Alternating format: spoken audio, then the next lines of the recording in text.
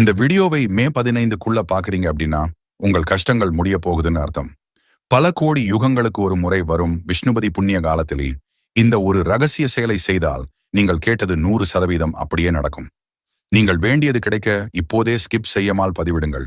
ஓம் விஷ்ணு பகவானே போற்றி என்று சேனலை சப்ஸ்கிரைப் செய்து கொண்டு.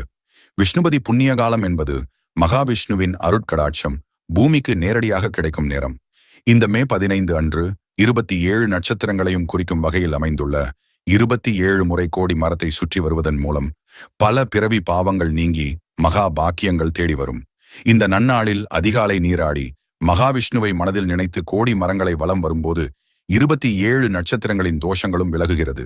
குறிப்பாக பணத்தடை நீங்கவும், தீராத வியாதிகள் தீரவும், குழந்தை பாக்கியம் பெறவும் இது ஒரு மிகச்சிறந்த பரிகாரம்.